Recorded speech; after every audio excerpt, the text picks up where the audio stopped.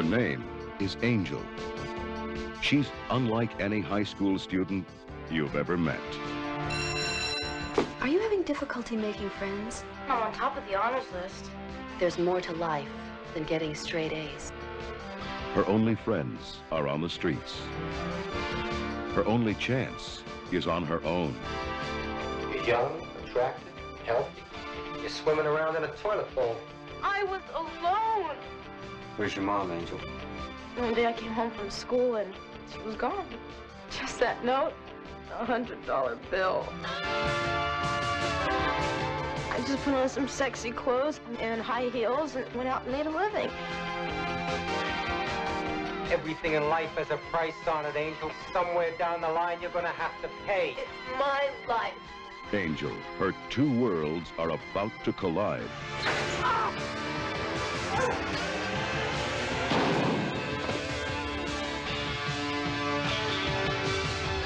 Remind me never to get murdered.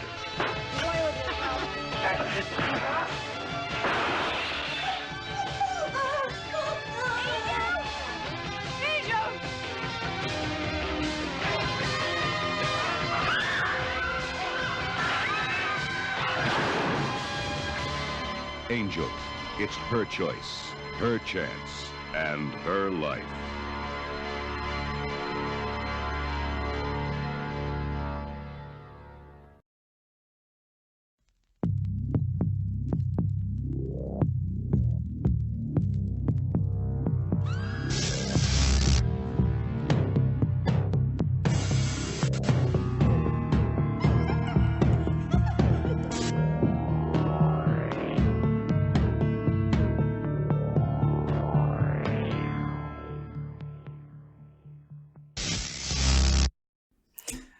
Hi, this is Brandon Ford.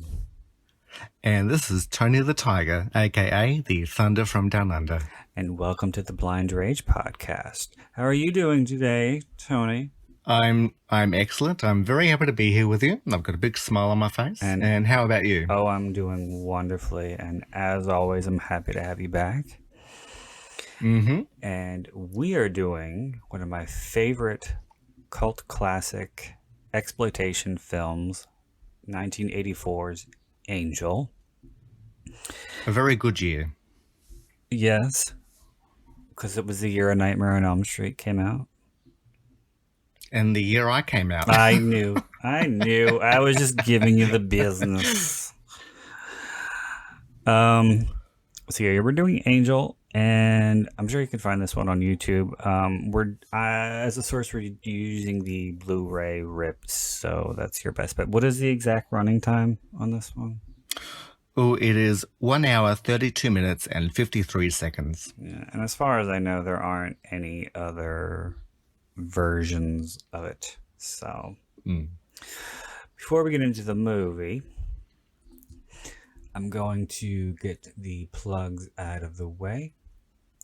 So I would like to encourage you all to check out my books in paperback and Kindle editions via Amazon.com and the Amazon app. Typing in Brandon Ford, you'll also find my author page, as well as a follow button to get notifications whenever I have a new release. You can check out my titles in audiobook format on audible.com, as well as the Audible app, by typing in Brandon Ford. You can follow me on Instagram at writer Brandon Ford, on both Letterboxd and Twitter at Brandon Ford. You can follow Tony on Letterboxd at Tony_the_bear. And if you have any questions, comments, concerns, critiques, suggestions, recommendations, please feel free to email me directly at blindragepod81@gmail.com.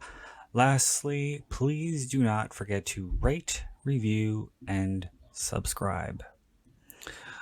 So, Tony, what has been going on with you as of lately? Have you seen anything special? Well, after watching Silent Night, Deadly Night 3, it encouraged me to watch Mulholland Drive again, which is a movie that I quite like and watch a couple of times every now and then. So that's always a good experience for me. It's one of my favorite movies. And where's the correlation? I don't get it. It's got one of the actresses, Laura Haring, is in it, or Laura Herring. Who did she play in Silent Night, Deadly Night 3? She played Jerry. Oh, the European girl. Yes. I didn't know she was in any other movies. Yeah. Okay.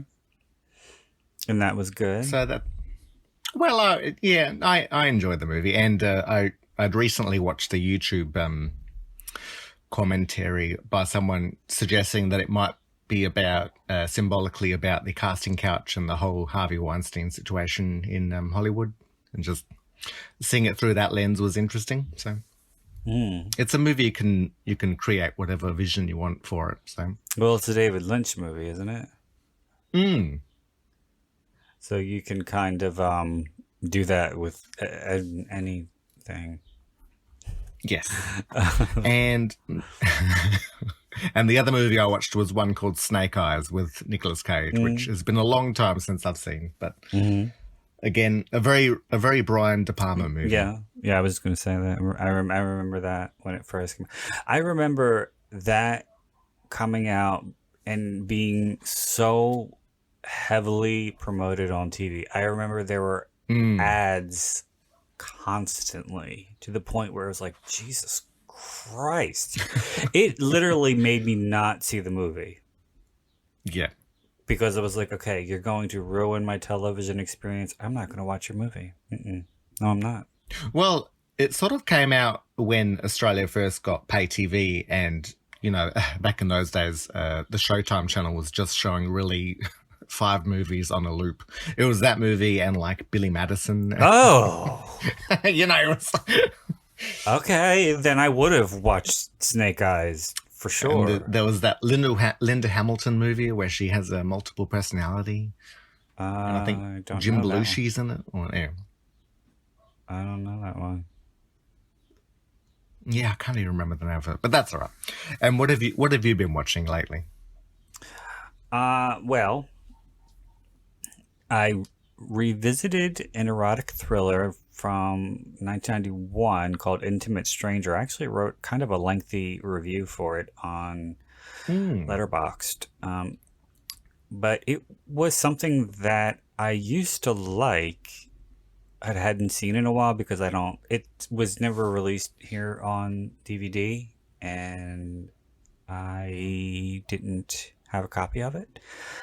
And so, yeah, I checked it out on YouTube, and it does not hold up at all. No, it does not. That's the one with Deborah Harry, isn't it? It is. Yeah. Did you know that, or did you read my review? I read your review. Well, I skimmed your review. Yeah, her acting in that one leaves something to be desired. Yeah. Yeah, she's not very good. Although I like her as an actress. I liked her in Tales from the Dark Side, the movie. I thought she was really, really good, really funny in that. Okay. And I liked her in Hairspray, but in this one, I always loved Videodrome. That's one of my favorite David Cronenberg movies. Okay. I couldn't finish that one. I do remember her burning her nipple with a cigarette, though. Yes. That is probably the only thing about that movie that I remember. No, I thought she pierced her nipple. Oh, I could be wrong, but or she burns her boob. Yeah, she burns it with a cigarette. Yeah. Yes. And last night, while I was doing some promotion for the podcast, I revisited another movie that I hadn't seen in a very long time and found on YouTube, and that was The Witchboard, The Possession, which is a movie that we spoke of because you found the lead actor in it attractive for some reason. Well, okay. He had the slick black hair and... You like that ponytail look It does it for No, you? no. I remember. No, he had like a face. Oh God, I can't think of the English word for it. It was like a nicely shaped face. All right. Chiseled features, is that what you're trying to say? Yes, yeah. All right. But he was not good. Not a good actor. And he wore his Canadian accent on his sleeve. Every other word was was sorry. What are you talking about? The movie itself was not good. The girl who played his wife, I don't even remember her name, but she was awful. Was she Britishy? No. Like she had a slight accent? I don't think so. It's been such a long time. I remember it was that movie and Kickboxer 4 I used to sort of have her spanked. Oh my God. Over these very quick sex scenes that they had. Well, there was a scene that I forgot about in Witchboard where after he is possessed by the sinister spirit, he tries to have a threesome with the wife and her girlfriend, which I thought, that was sleazy. Yeah, but yeah, it doesn't hold up. It's not good. And no. My favorite in the Witchboard trilogy is the second one. I think the first one I like, but it's kind of a little rough because it was the director's first movie, and I think the second one is more polished, and I like Amy Dolan's in it. She's very pretty. I don't know what happened to her. But other than that, I read Elvira's memoir. Oh, lovely. Where she comes out. She does, yeah. Yours Cruelly, Elvira. And I got the audio book, obviously, which she reads. And I've heard her in interviews many times over the years because I've been a long time fan of Elvira since I was very, very young, probably since the movie Mistress of the Dark came out. And so I'd heard a lot of her stories, and she has a lot of interesting ones, and I always wished that she would write a memoir. And not only was I interested in her stories about growing up before she became Elvira, but I was interested in post Elvira. But I was disappointed because the majority of the book is pre-Elvira. About 60-65% of it is all stories leading up to Elvira. And I didn't know, I knew she was a showgirl, but I didn't know she was a topless showgirl in Las Vegas. But apparently she's very free with her body. Yeah. And one of her first movies that she did was an exploitation movie from the 70s called The Working Girls, in which she plays a stripper named Katya. And she's a very brief scene. Okay. She has a dance in which she's good. She's a really good dancer. You could tell in the movie that she was training. And so it's not just like a standard striptease. It looks like she choreographed it prior. And then she has a speaking role after, and that's it. She's in it not very much, but it's one of the first movies that she did. So I thought that she would talk about it, especially since after she became Elvira, the movie was repackaged and titled Elvira Nude. Yeah. And there's a picture of her on the cover with a hand over her bust. But yeah, no, she didn't mention it. As is the case when we were doing the commentary for Skinner, when I said whenever there's an actor who does a movie before that they're famous and they write a book, they never talk about it. Just like Tracy Lords didn't talk about Skinner in her book, or Ricky Lake didn't talk about it in her book. But yeah, um, there were things that were only briefly touched upon that I thought could have went on a little longer, that I was a little more interested in. There is literally an entire chapter about her hitting a pigeon. No, a pigeon flies into her car. A pigeon flies into her windshield, and she felt, because she's a big animal rights activist. She's in PETA, and the pigeon. She got out of the car because she felt so sorry for it, and it was still alive. The wings were flopping, and she saw it had a big tumor on its head, and that's probably why it didn't see the windshield. And she was going to euthanize it by backing over it with her car, and she couldn't do it. And so she'd heard that two of the most painless ways of dying are suffocation and freezing to death. So she brought the pigeon home, put it in a bag, and then put it in the freezer. And she gave it some time, and then a little while later, she heard a violent sound coming from her freezer, and she opened the freezer door, and the pigeon got free of the bag and was flapping its wings wildly. Yeah. And so her husband then came home, and she told him the story. Said, I don't know what to do. And he's like, all right, just put it here on this stump. And he went to get his axe, and just, I can't watch this. And as soon as he raised the axe, she turned her head, and he brought the axe down, but she still heard the wings flopping. And she went to look just as the pigeon got up and flew away. And on the stump were the pigeon's feet. Oh, poor thing. Yeah. That was an entire chapter. And meanwhile, I'm like, okay, where are the Elvira stories? Apparently she butted heads a little bit with Richard O'Brien while making Haunted Hills. Oh, okay.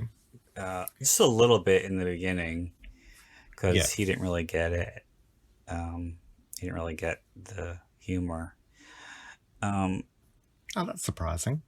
But she said that after a little while, they got to know each other, and they really liked each other. Well, she's almost like a mix of Janet Weiss and Frankenfurter. Like, she's got that ditziness about her. Yes. Her character? Mm-hmm. Well, she's supposed to... Anyway, you reminded me of a time when I was driving my bus and a bird came in and hit me in the face. Oh. Because it flew through the window. Oh, no. And the magpie that stuck to your helmet. Oh, yeah. And by helmet, I mean on your bicycle helmet on your head. Yeah, it was going for the worm. It was. Go ahead. Although, when you were saying suffocation, I thought you were going to say she was going to put the pigeon in her muffler. That might have worked. Well, you can do that. Well, I've seen that done with feral cats, but... Oh, well, I guess that's better than drowning them. Well, the feral cats are quite different than domestic cats. Yeah. Like, there's a big problem with them up north, and I think like their tails are almost like a meter, like 3 foot long. Like, oh no, like they've become quite wild. But anyway, okay. should we get on to the movie? Yes. I feel that there was something else that I want to say about the book, and now you've just completely... Oh no, I did want to say something about the book. But speaking of pigeons, I don't know if I ever told this story on the podcast before, but this is literally one of the funniest things I've ever seen in my entire life. I might have said this during one of the commentaries with you, actually, but I was in the car with my father once, who, unlike my mother, whenever my mother hates pigeons, she's just disgusting. And if she would see them in the road, she would literally lean on the gas to run them over. Oh, Lord. But my father was driving me somewhere, and there was a pigeon. As we got closer to the corner, he started to slow down, and because of the light, and I could see that there was a pigeon. You know how they walk with their head bobbing. He was literally walking across the street, and he stopped, looked at our car to make sure that we were stopped, and then he faced forward and just kept walking. It was like a person crossing the street. It was so fucking funny. And I just started pissing myself laughing, and I was like, did you just see that? And of course he didn't. But I thought it was hilarious. Okay. Okay, the Dustin Hoffman of pigeons. Yes. So we're going to get started with Angel. So if you want to watch along, please feel free to do so. And are we about ready on your end? I certainly am. Okay. Here we go. 3, 2, 1, play.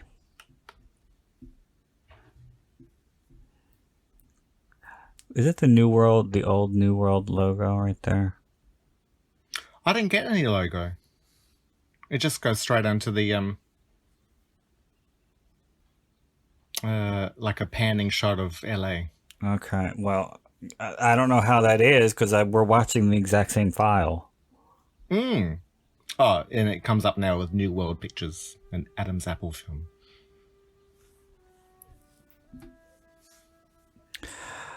This opening title music is so fucking sad. It is really depressing. It is. It's like a really like based on a true story.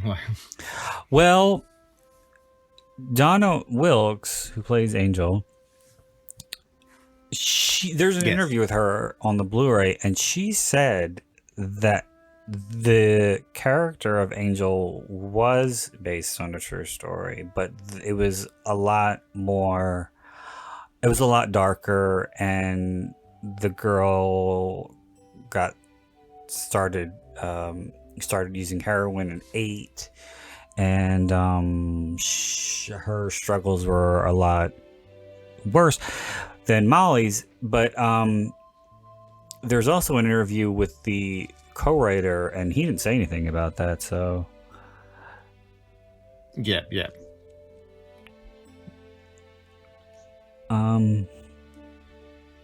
You have headphones have you ever on, been to LA? No. Sorry. Yeah. Because I heard it. I heard your movie in the background for a second there. Yeah, oh no, like I was trying to turn it down, but it went way up to 150%. Oh, for God's sake. No, I've never been there, but there's a scene in the movie when she's walking down the boulevard and she's doing kind of a hopscotch thing on the stars. And I always wanted to take note of which stars they were, and I wanted to walk on them. You wanted to hopscotch on those? No, I just wanted to walk on them. It seemed like fun. Just like, it was like kind of like the story I was telling you about Frankenhooker when I went to New York. Yeah, and I wanted to come out of the same subway station that she did.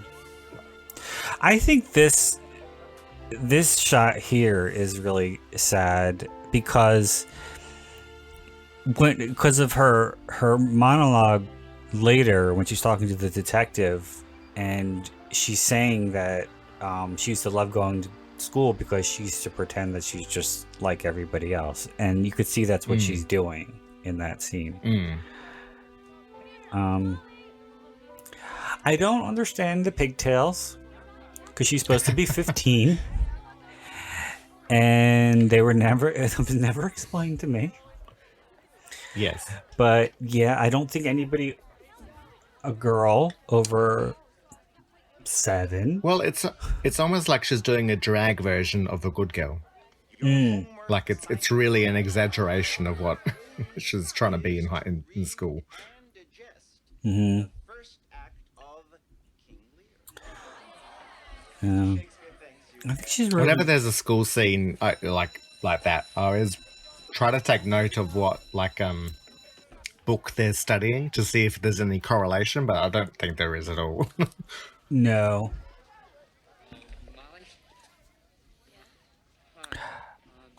I always felt bad for him because Oh, you could. I'm glad that we're up to the same point. Just by the way, I didn't want to. You could tell he's special needs, and Yeah. that he likes her, and he doesn't know how to talk to her.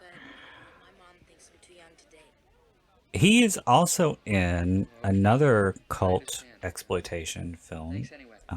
He's in Massacre at Central High. Okay.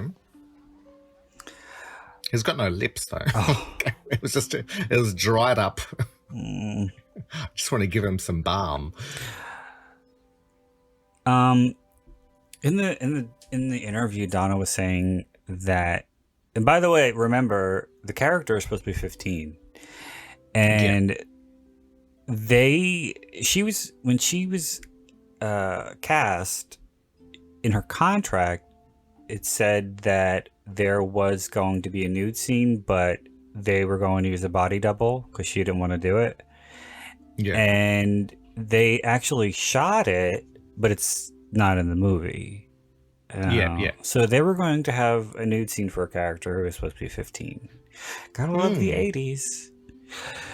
Donna was actually 25 when this was shot.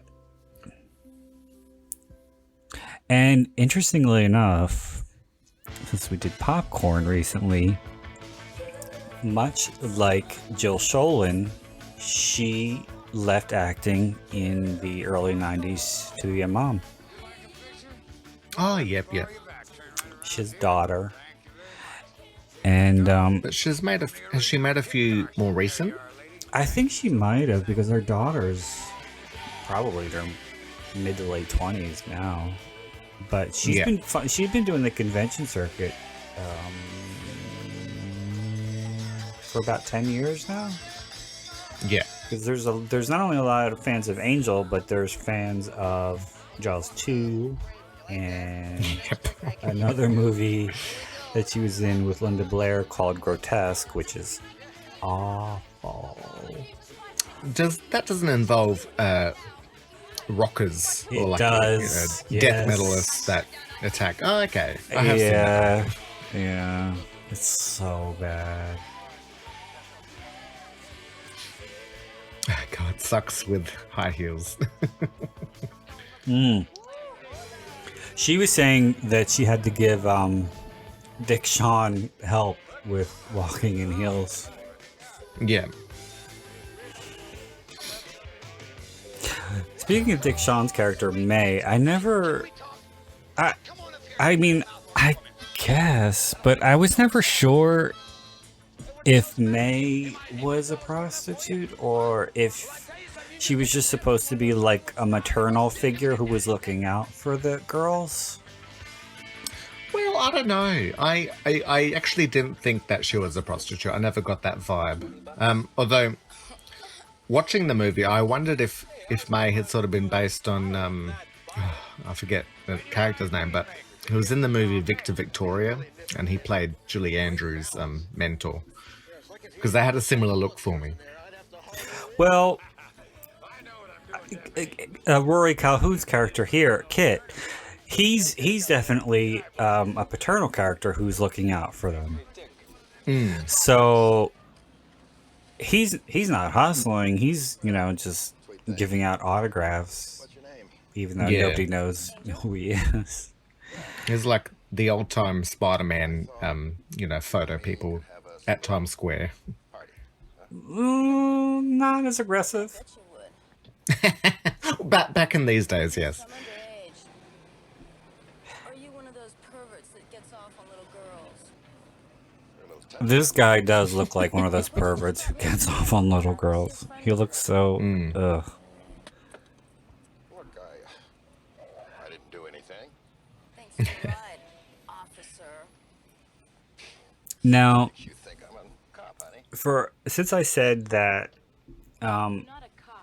there was a long time where Donna was, and by the way, she said too that she hung around a lot when she was acting with, she didn't give any names, but she hung around a lot with children of celebrities when she was an actress, and she said they really didn't have their own identity. They just, they were just... We're the child of. They were the child of, such and such. And they, because of that, they really didn't have any direction in life. They really didn't want to do anything, and so they got into trouble with drugs and stuff like that. And that was one of the main reasons why she stopped acting, because she didn't want her daughter to have that kind of lifestyle. Yeah. But for a long time, there was speculation as far as why she didn't come back for the sequel, because they had Betsy Russell playing the Molly character, who was in cheerleader camp with Terry Weigel from Far From Home. Oh, okay. See, all things connect here. But yeah, so... Like a circle in a spiral. So yeah, Betsy Russell played her in the sequel. And so people... There was a lot of speculation as far as why Donna didn't want to do it. And on the message boards, people always go to the most obvious conclusion, which is that she wanted too much money. But in the mid-aughts, Anchor Bay put out a 3-disc DVD with Angel 1 through 3, and there was a little booklet in it. And there were some quotes from the producers, because a lot of the same people from this one worked on the second one. It's written and directed by the same guys, and some of the same actors are in it, but it's a totally different movie. You would never in a million years know that it's by the same people. It's so fucking different. But in the booklet, it said that the Molly character was intentionally recast because they wanted to show her as a completely different character, because it had been 5 years, and Molly is in college, and she runs track, and she's studying to be a lawyer. So they wanted, they just wanted her to have a different look, so they chose a different. Yeah, they wanted to really show her change by changing the whole actress. Yes, but guess what? What? That's not true. Oh, okay. That's not true. Because when Donna started making the convention circuit, of course, she was asked, how come you didn't do Avenging Angel? And the true story is that they wanted her to do it. She wanted to do it. But the thing was, it was going to be an 8-week shoot. This was a 4-week shoot. Yeah. And they were going to give her the exact same salary for twice the work. Yeah. So she said no. That was less a case of wanting more money, but a case of no. It's not. It's not wanting more money. Yeah. It's wanting to be paid fairly. Yeah, yeah. And that she was not going to be paid fairly. So, and it definitely benefited her in the end, because, like I said, that movie's terrible. Well, apparently, going off track here, apparently that was the same reason why there was never a sequel to The First Wives Club, is because the actresses were going to get paid the same amount despite the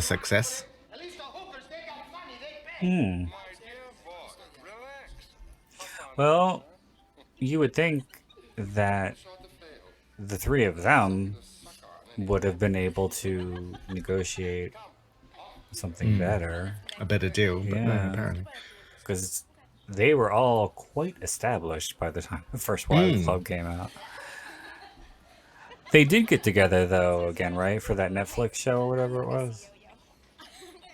Oh, that sounds familiar, but I can't remember. I don't know if it was very popular. I think that was Goldie Hawn's return after she did that other movie. Banger Sisters? No. Oh, Because it's Snatched. yeah. Oh, okay. Or maybe it was just a couple of them. Maybe they didn't get to it. I don't know. I never watched it, but I thought that the three of them were in it, and it was like a big deal. Or maybe I'm thinking of 9 to 5. I think I'm thinking of 9 to 5. That might be what you think of. Yes. Yeah. Just quickly on them, I think Yo-Yo is quite adorable. He's in the second one. Oh, okay. Yes, I saw that. He is cute, but in a. What's that button nose? He's cute in like a little boy kind of way, not like I would want to fuck. He just yeah. I'm assuming you feel the opposite. Oh no! Well, I wouldn't turn him down. Do you notice? He reminds me a little bit of, I forget his name now, but he was the male singer from Pitch Perfect, and he was Rebel Wilson's sort of nemesis. I've never seen those movies. Were you talking about Adam Devine? No, and he was in The Final Girls. Oh, I couldn't finish that. I thought it was terrible. I wouldn't have seen him anyway. So yeah. But do you know what she's wearing? Can you see what that is that she's wearing? A rosary? No, her outfit, her whole outfit. Do you see what that is? No. It's like a triple XL sweatshirt that she made into a dress. Oh, that's nice. She rolled up the sleeves, rolled up the bottom a little bit, and put a belt on it, and she's calling it a dress. Yeah. Oh, cool. It's very 80s. Well, apparently the hoodie is based on a 5XL hoodie. With John Dihel playing the killer. I like him a lot as an actor. Well, his continued working has done a lot of... The only thing notable for me was he was in Jurassic Park 3, but he's been in a lot of single episodes of long-running TV shows. You never saw Foxfire? No, I don't think I have. Angelina Jolie's in it. It's like before she blew up. It's like 96. It was like Gia. It was before Gia. Okay. It was based on a book by Joyce Carol Oates. It was kind of a coming-of-age story about four girls. Hetty Barres is in it, and Jenny Lewis. Mm-hmm. But yeah, John Dihel plays a teacher who's a bit of a creeper.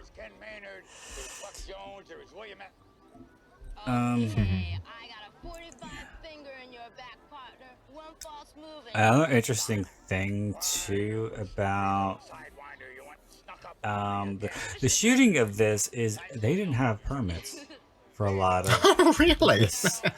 Yeah, they didn't have permit. A lot of the stuff on Hollywood Boulevard they didn't have permits for. Yeah, and so that's why they were running. Yeah. And the scene toward the end when she's going after May dies and she's walking down the street with the gun. She's really walking down the street with the gun, and those reactions of the people on the street are real. Yeah. And I could not see what stars she was jumping? I don't even remember. Oh no, like I couldn't really make out the names or anything. Yeah, so you get a brief glimpse. Well, not even a glimpse, but insight into her father. Oh, I thought you were going to say you get to see a glimpse of penis, which you do later, but Do you? I never noticed that, nor was I looking, because John Dihel doesn't really do it for me. I thought you said you liked him. I like him as an actor. Oh, okay. No, but she was saying that her father installed a lot of the stars on the Walk of Fame. And yes, that, yeah. He would take her to the ceremonies, and she would see, the movie stars put their hands in the cement and shit. Yeah. And you don't really you get little dribs and drabs Hints? about his motivation or his background. No, I was trying to work it out. I really couldn't, and but I was just enjoying it as a visual. Well, there's a kind of a creepy scene where he is sucking the yolk out of an egg, and he's looking at a picture on the wall, and as he's looking at it, he like kind of starts shaking, and he flattens the egg against his face. I think that woman was his mother, and I think his mother sexually abused him. Yep.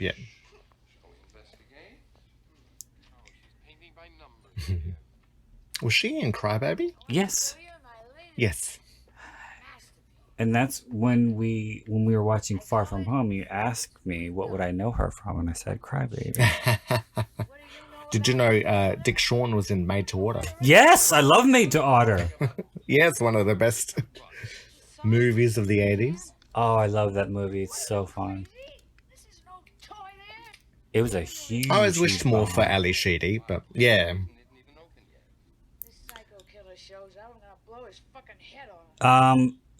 Again, everything comes full circle. Ali Sheedy auditioned for Butcher Baker Nightmare Maker. That's Susan Tyrell was him. And the role ended up going to Julia Duffy.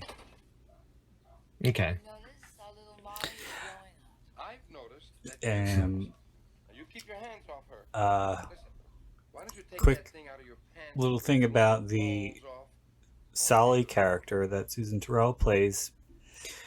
In the script, she was a man. Oh, okay. And the writer said, why don't we just flip it? Not change anything. I think it works better as not change as the a harsh character. lesbian. Yeah, just make her a woman.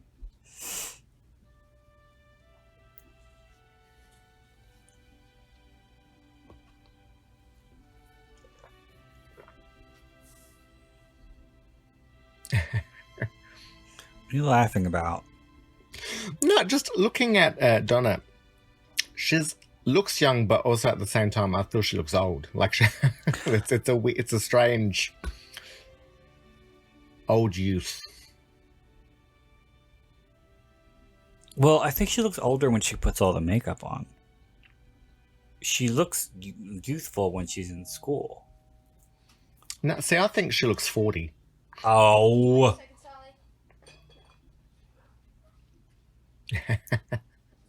As much as I love the cover or the poster art for this, and I think this movie has one of the best promotional campaigns ever. I need to get that poster. But what was the tagline? I think it's high school honor student by day. Hollywood hooker by night. Yeah. And it's split in two to show her different personalities. But when the personality where she's dressed as a prostitute, she doesn't look like that at all in the movie. Yeah. Her makeup is totally she looked more different. bondagey Yeah. in the cover. Like, Her makeup and her hair are totally different. And it's but that cover is what reminded me of I was telling you about in the First Wives Club. Going back to that, there's Goldie Hawn is an actress in that, and it's got posters for all of her movies, and one of them is like a side-by-side picture of her yeah, as a policewoman and as a hooker button, and it's basically the same tagline. Yeah, I remember that. I haven't seen that in a while. This was a creepy scene. Yeah. Well, he plays a creepy character. He does creepy very well. And the writer was not too happy with the switchblade as his weapon because he thought it was. What was it? He thought it was just. What was it originally? He wanted it to be Dundee's knife. Oh, really? Yeah, that big ass. But they said no. But I think the switchblade works because it's easier for him to conceal. Yeah. You can't fucking walk down the street with that giant knife. Well, it's sort of like symbolizing that you can hide your dangerous side in your pocket. It's true. Yeah, it was like he was breastfeeding on the egg. Oh, I never thought of it like that. That's a good point.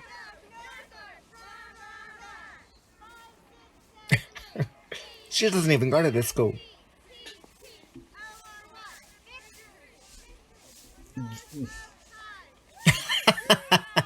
The line is she doesn't even go here.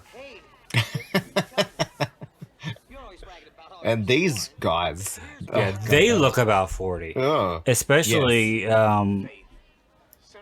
Rick. All right, Rick. On 3. Set. 2, 3. Ugh, I can't believe they were actually in a gang rape her.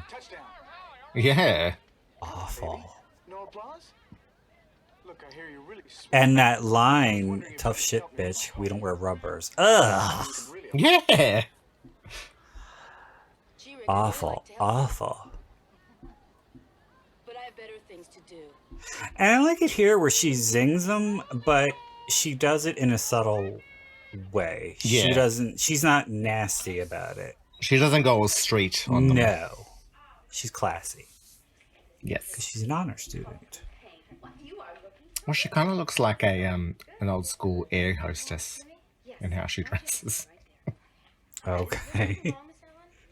Well, like with the old blazer and like. Thought it'd be nice to have a little chat. What do you say? Okay? Yeah, well, they do make her look very conservative. And especially with those Yes. shoes. I always forget what they're called. But Mary Jane's? No, they're not Mary Jane's.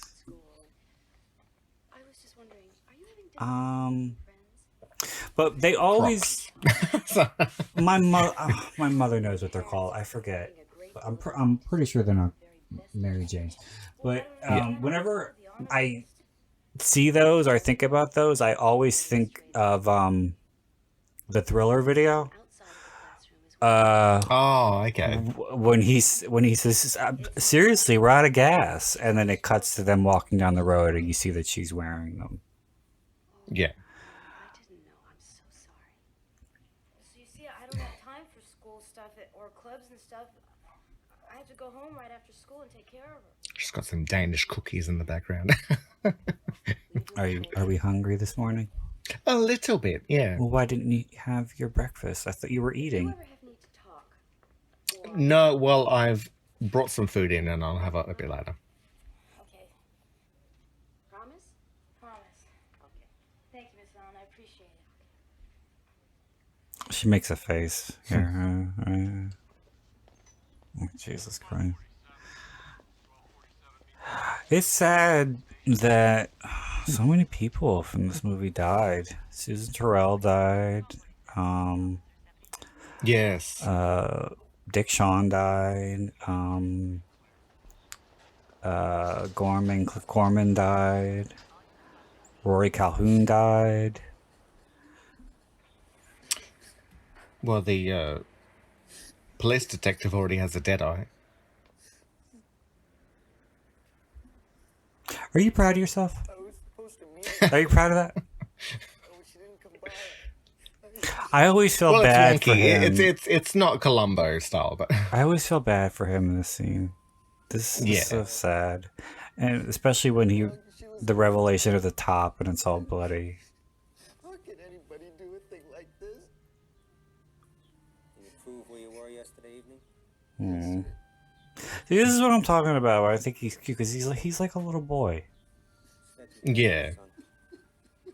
When you said bloody top, I misunderstood what you were saying until I saw it. Was the murders based on any real-life cases or anything? Probably.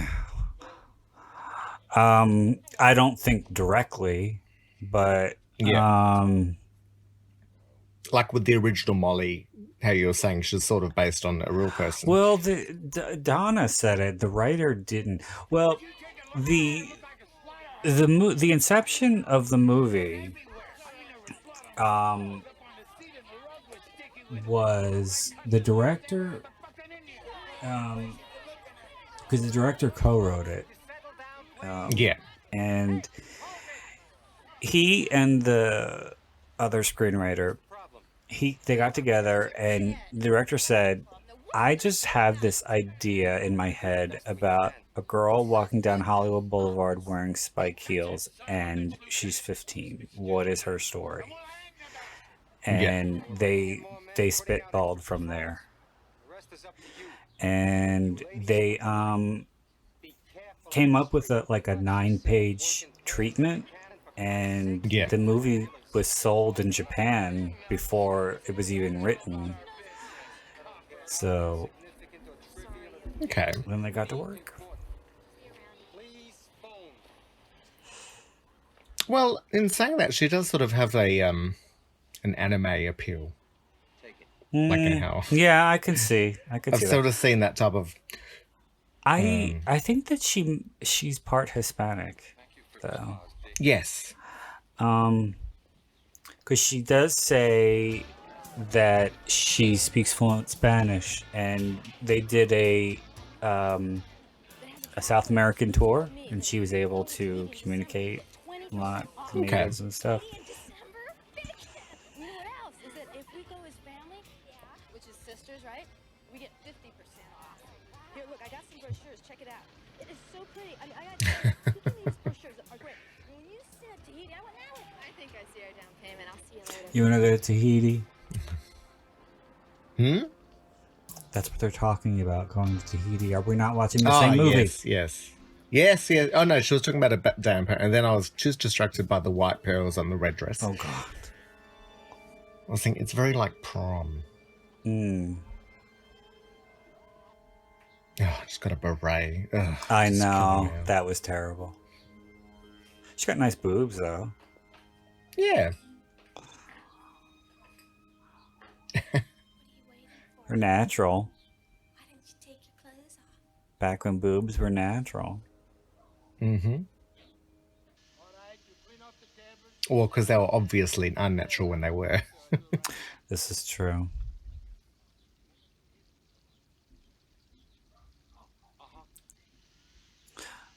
Yeah, I remember the big fake boob craze in the 90s when it's like everybody, whenever there was like a topless scene in a movie, everybody, they were all fake. And they were always really especially they were like 90s implants, because 90s implants were really round and really far apart. Yes. And quite sagless. Like they would float up. Yeah. They look like balls that were stuck to the chest. My girlfriend and I share this room. I remember Heather Locklear had implants like that, and there was a picture of her in a dress that was kind of low cut, and you could see like the cleavage. It wasn't even cleavage; it was just two round balls, and it didn't look good. Well, that was sort of, if you remember Tori Spelling's wonky cleavage. Yeah, Yeah, and she talked about that on her True Tory Yeah. show, because she had implants for like 25 years. You're not supposed to do that. Oh, okay. You're supposed to get them out. Yeah, you're supposed to replace them like every 9 to 14 years or something like that, because they get hard. And plus, she was supposed to get them out a lot sooner because her implants were recalled. Oh my God.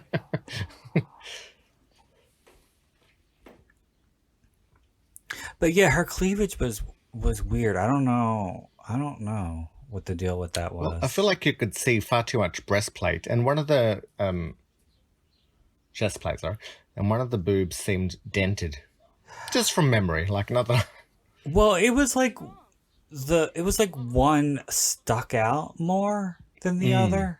They were kind of like uneven or something. I don't know, but I just remember noticing that right away in that movie. You said you didn't see Trick, right? No. Yeah, there's a scene where she has a low cut top on and she's cleavage, and I was like, what is wrong with your boobs? She should have done that movie, Mother, May I See a Plastic Surgeon? Oh no.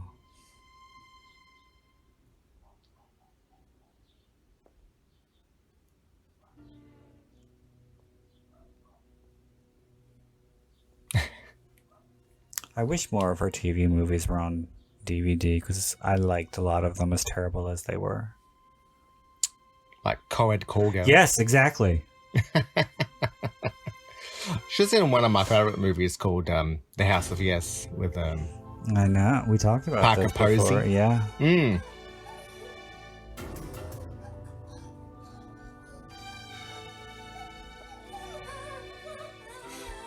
I think this was where the nude scene was supposed to be. I think she was supposed to get undressed. Oh, so it's completely out. So to compare next to his nude scene, I guess. Oh. What you see? Do you really see dick? I'm quite sure you see a bit of tip, like. All right. Whatever turns you on. But you can. I remember like the way his feet are planted. Like he's really, and the way he twists. He's really trying to stay in position to not turn toward the camera to show more than. Yeah, but he's standing in a bucket. No, he's not. Yes, he is. He's standing next to a bucket. No, he's standing in a bucket. I don't think so. How could you stand in a bucket? You'd be slipping all over the place. It's like no, it's not. It's like a barrel, but half cut. You mean he's taking a French horse bath? Is that what you're trying to say? No, because he's like got the water in the barrel, and then he's scrubbing himself and letting the water fall back into the barrel. He's being very water conscious. No, I just think he was in a shitty building that didn't have a shower or a personal bathroom. Maybe he was in the Cecil Hotel and didn't want to use their water. Maybe.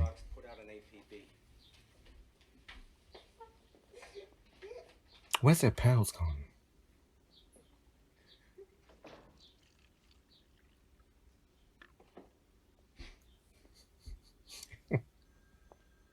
You're always giggling to yourself. it's always at inappropriate moments. Yeah. Just keep repeating, it's only a movie. Mm-hmm.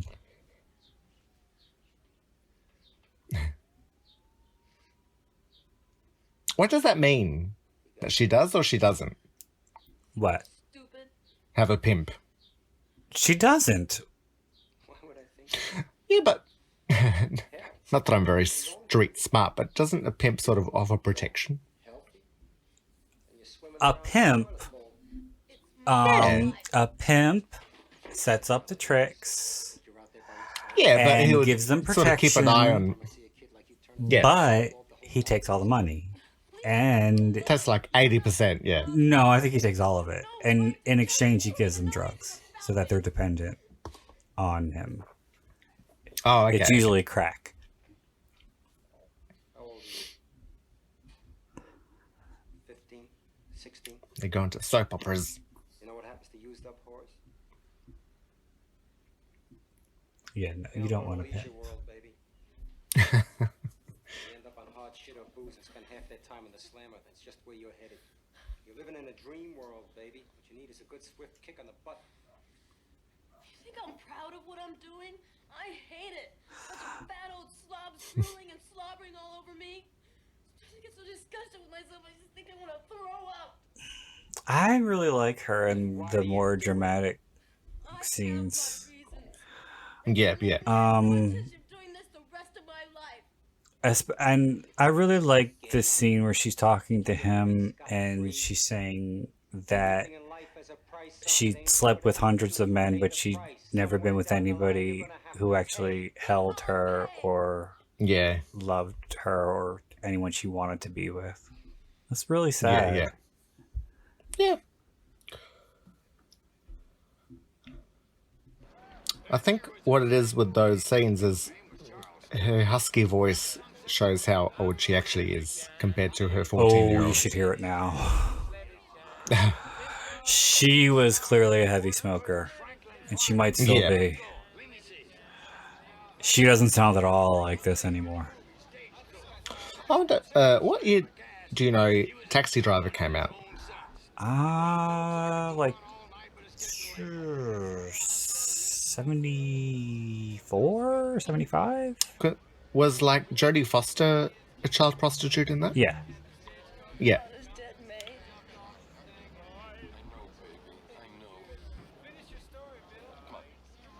I think she was like younger. She was like 12 or 13. Yeah. She was a child in it. See, I there's guess that was kind mother of, and father thing. I guess that was kind of a thing, because then there was that movie Pretty Baby with Brooke Shields. Oh, okay. Oh my and then god! Drew Barrymore took the reins.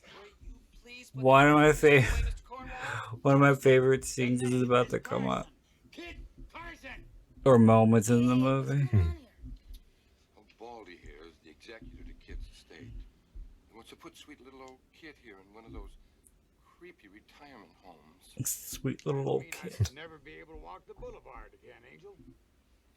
You can't force him to do that, can you? You know, I don't even think Made to Order is on DVD, but I didn't get a Blu-ray. And the DVD is full screen, and there's no extras, nothing on it. If you can't force him, Yeah. leave him be. Young lady, I have been I love that movie since I was a little kid when it first came out on video. Get your ass out of here, okay? I was thinking that I wouldn't mind if they remade those type of movies, the ones that didn't do well but were a good story. Come sit, sweet. Well, when I get ready to be put out to pasture, I use if I'm feeling particularly cunty, I use Jesse's line when Stella leaves her and she says, "You're on your own," and she walks away and Jesse goes, "My heart is broken." I say that to people sometimes if they try to be, if they get nasty and they say like they're, you know, I used one away. of the lines from one of their bosses, and people thought I was being racist, so I don't use that line ever again. There are moments that are definitely not PC. Oh no, it's not this scene. I was waiting for like the good scene that you're talking about. I was like, No, it's the part this when. is the scene. Wait, no, maybe it's this scene. Because I thought it was. No, I think it's here. Wait a minute. Oh, you didn't quote Jar Jar Gabor, did he? What? Because he says, then the law sucks. Probably. But I thought she slapped the cop quite after this point. I thought it was the 90s she did it. I don't know. Wait, here comes. Here comes. Remind me never to get murdered.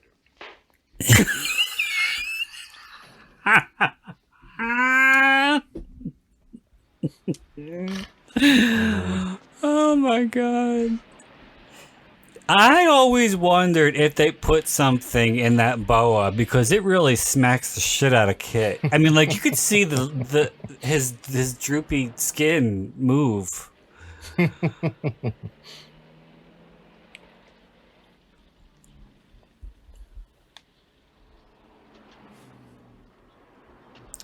Oh, I was so terrible the way he died. Did you read that story on Wikipedia? No.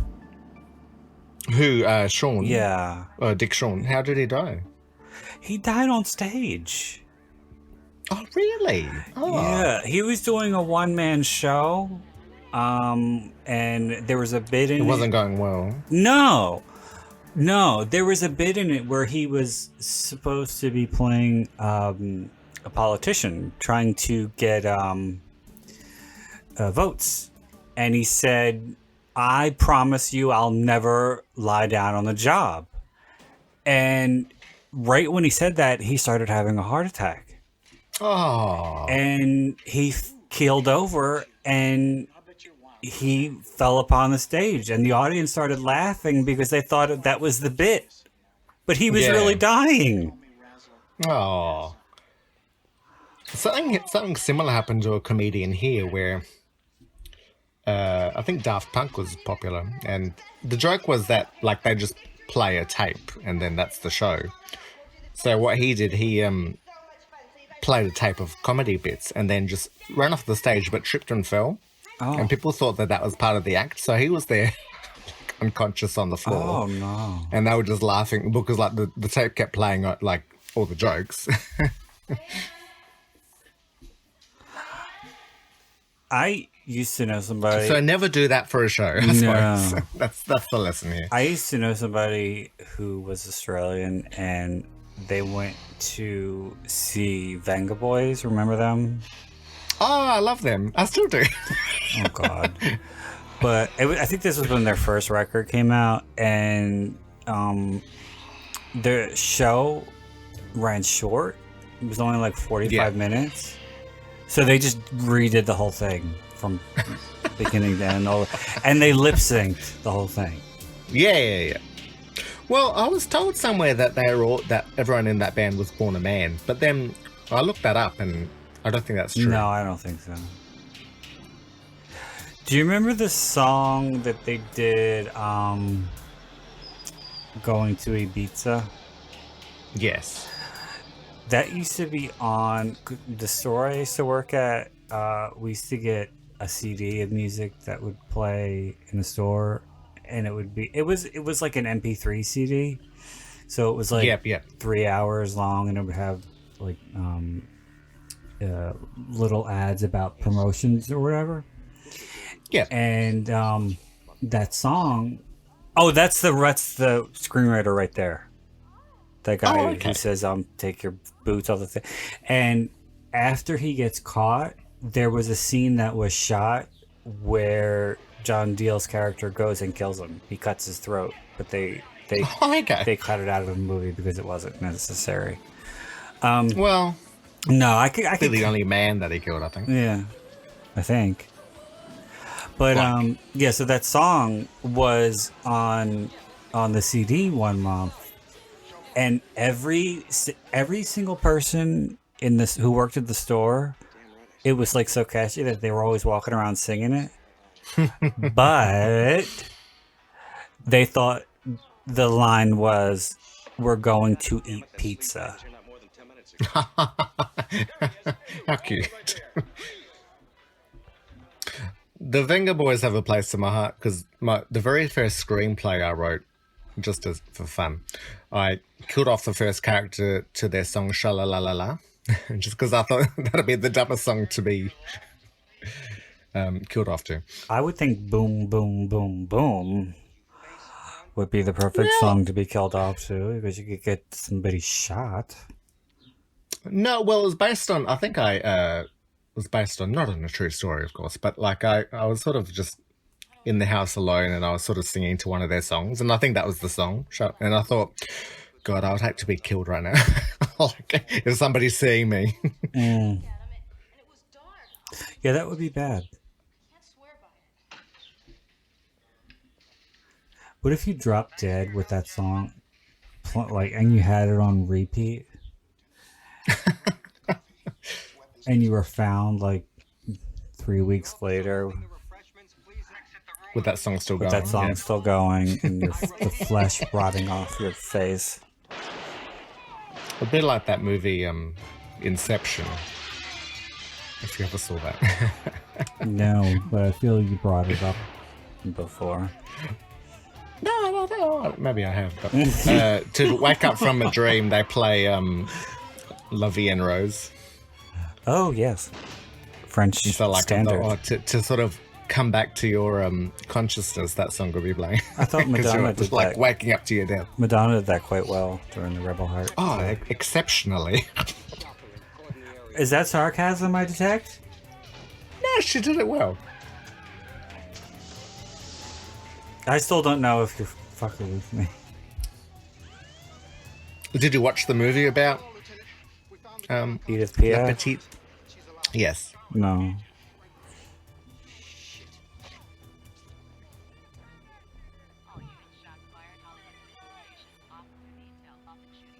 Don't worry about it. We'll get him. Shortly after the Rebel Heart tour, Madonna always seems to come up during the commentaries.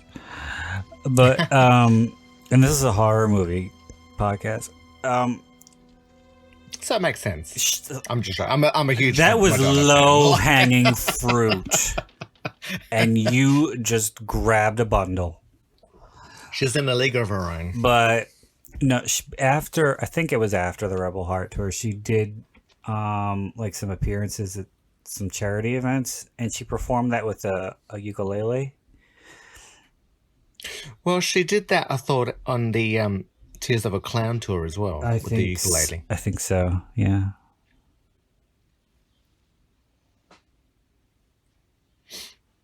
Really blew that. Shirley Bassey did a version of that. Everybody did a version of that. Belinda Carlisle did a version of it. Really? Mm-hmm. Yeah, she did. I always remember a story about. Huh? Belinda Carlisle did a record of French standards called Voila. Oh, okay. My ex had a story about Shirley Bassey, and that his ex was a limo driver who drove her around the city when she came. And she got him to take her to a video shop, and she hired all of the movies that she was in. Ah.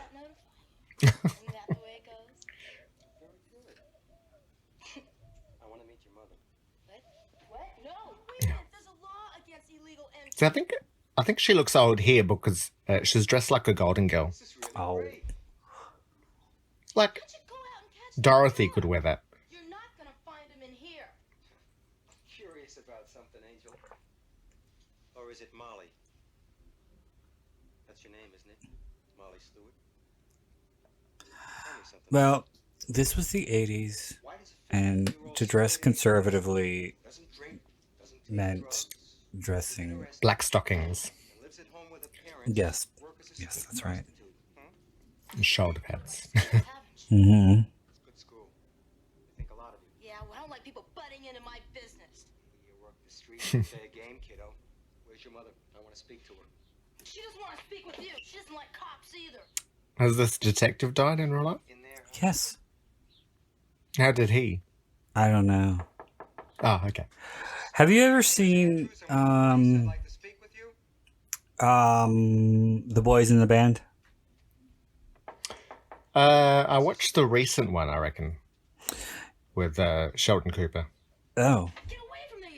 That's the one, wasn't it? I Where they're all in the don't. townhouse, like bitching at each other. Yeah, it's like a play, but the original one was from like 1970, and he was one of the leads in it, and he's like really, really effeminate, and you would never in a million years know that it was him.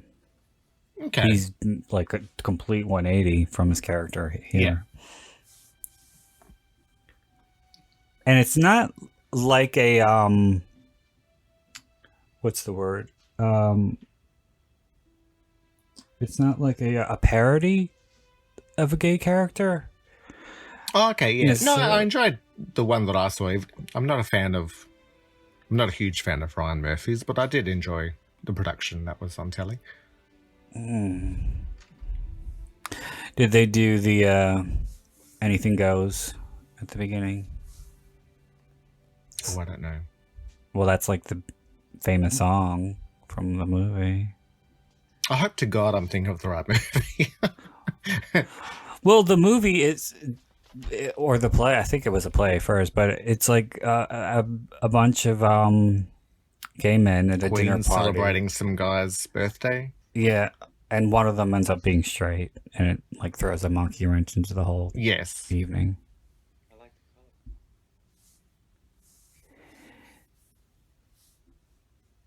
color. I didn't mind it.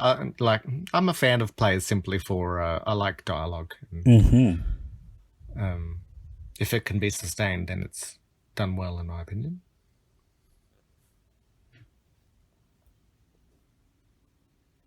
How long's he been gone? 9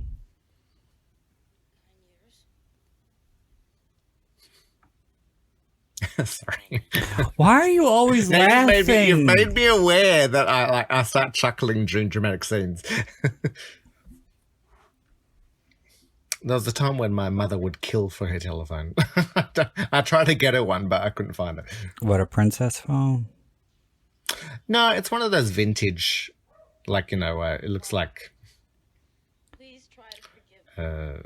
a cylinder with 2 domes on the side. He's taking me to New York. Don't think I'll be back. Take care of yourself. I'm sorry. Is the director gay? Robert? I don't think so. Okay. I felt like a lot of it was gay friendly. One day I came home from school and she was gone. And he did another movie called Wonder Women, which reading the plot of that seemed a bit. You've been on the street since you were... What type of person are you? It was easy. I just put on some sexy clothes and high heels and went out and made a living. You still don't understand, do you, Andrews? I was alone. I'm a minor. They'd throw my ass in some court and then it'd be foster homes from then on. I am not going to be put in some foster home or some institution or somebody else's home. I am going to stay right here until my father comes back for me. If you start laughing, I want to smack you right in your face. No, I wasn't laughing. I was sniffling out of sadness. No, I was actually wondering about the emancipation stuff. If you're emancipated, does that mean you can avoid foster homes and stuff? Yeah, but you have to get your parents and the court to agree. And her mother abandoned her and her father died, so she couldn't be emancipated. There was an alternate ending. Yeah, I think it was shot because he ends up adopting her. Oh, okay. And I think the movie originally ended with her going to live with him. Stay home, keep the door locked. Yeah. He's not in the second one, but his character is. Stay away from the goddamn Yeah. street. And she sees him as her father, because he saved her, essentially. Yeah. The mother never comes back No. in these sequels. Yeah. No, I don't think so. I actually thought that what happens with him became quite hilarious. I chuckled through the whole. What are you saying about? With the killer. What becomes of the killer? Oh, when he becomes a Hare Krishna. Well, it's a good disguise. And also, I kind of wish that they'd used better sound effects for their feet, because it all just sounds like high heel running. Are there Hare Krishna still around? Do they? I don't know if they. I don't know what they are. As in, what type of religion they're attached to. If they were primarily American, or if they branched, if they were part of the Tibetan monks or something. I don't know. Guess. I think so. I like at the end of Female Trouble when the daughter becomes a Hare Krishna.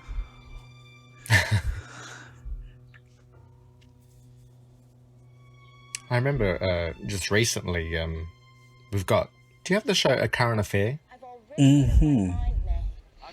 They were doing some expose on some monk who was caught going to like these adult shops. And I don't watch the show, but I thought that's one of the dumbest things to be doing an expose on. Like,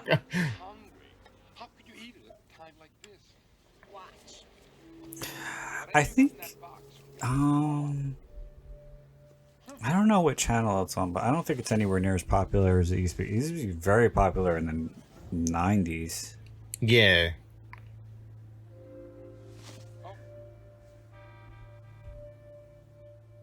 It was which? Oh no, I was gonna say Robert Stack, but that was Unsolved Mysteries. That came back too for Netflix.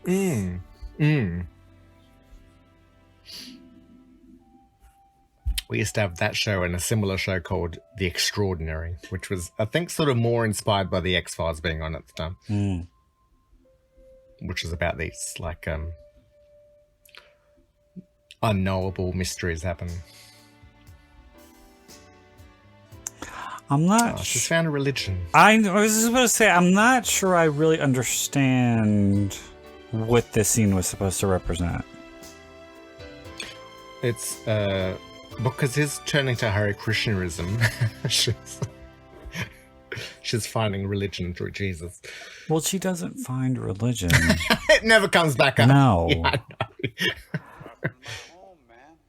I guess she was trying to find some direction, and she thought, maybe she would get some spiritual. She'll pay for it. Yeah, she'll give him $1. If I give you this $10, will you help me kill this guy? Yeah. Especially the one in your pants. Regards, Tom Mix. Tom Mix, you really did know him. Well, you don't think I'd josh you about a thing like that, do you? Well, they said that Roy Calhoun really could shoot like that. Cause isn't he the actor is similar in role? Yeah, he played a lot of the cowboy role. Yeah. Yeah.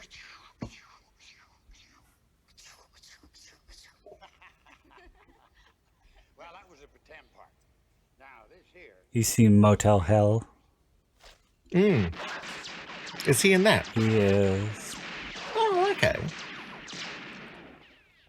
Was he the one making them into meat? Yes, it was him and Beulah Ballbreaker. Sister?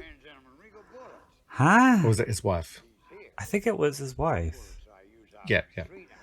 She played Miss Ballbreaker and Porky's. Okay.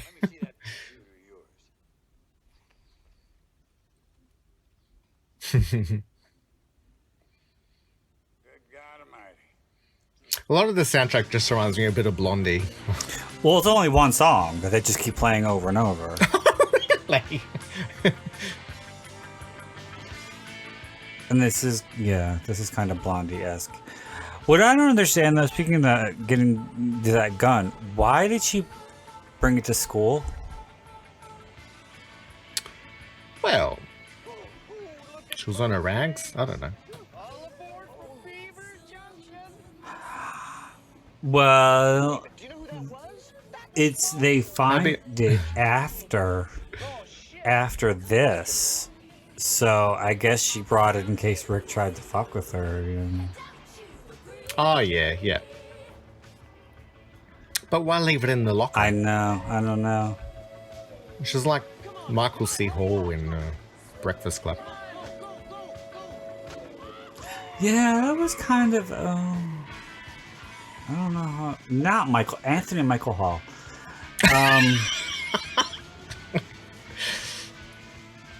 He couldn't make a lamp. That was a mistake. He couldn't make a lamp, so he was going to fucking shoot up the school? Like, what was that? I thought he was just going to kill himself. Oh, I don't know. That's not a movie that I really, watched a lot as many children of the 80s did. Show us your whisker biscuit. God. That one looks like a total spaz in the fucking passenger seat. I just don't want to get pregnant. That's shit, bitch. Because we don't use rubbers. Please, I've got some right here in my purse. Hey, Rick, maybe we should. No telling what we might catch from this slut. That line definitely sounds looped. I always keep them with me.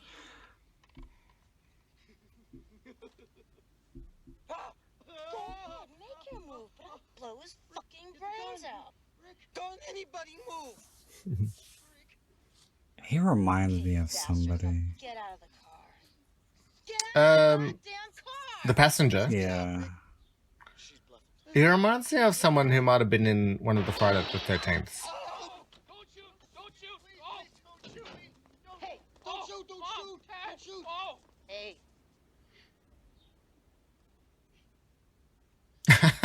Look me up again, Rick. When you're toilet trained. Oh, that was amazing right there. And there's so much female nudity, but not with the prostitutes. It's all with the high schoolers. There's like 2 of the prostitutes. No, but like with the high schoolers, that you see full on bush. Those 2 girls that you just saw there, one of them, well, who was like, she clearly didn't want to do the nude scene because she was trying to cover them with her hair, but you could tell that like she had those that bikini tan line, and like she had like the really like almost glow in the dark titties. Those were headlights. Miss Allen, I'm telling you what I saw is the truth. Rick, this is ridiculous. I know this girl very, very well. What you're saying is absolutely impossible. Miss Allen, the girl is a prostitute on Hollywood Boulevard. Oh God, when I first saw this scene, this guy looked ancient. I thought it was another teacher.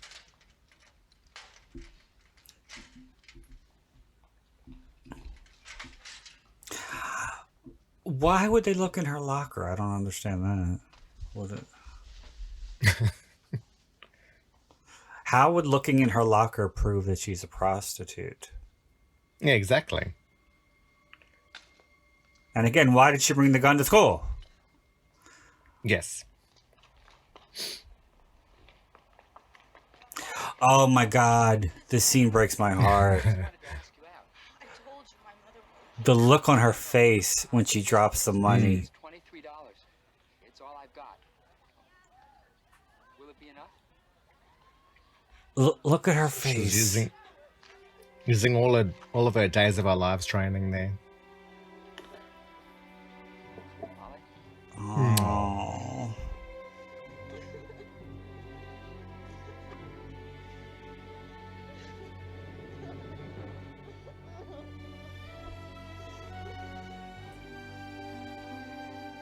I consider this to be the point in the film where her worlds have collided. Mm-hmm. You can tell by the music. Well, it had to happen eventually.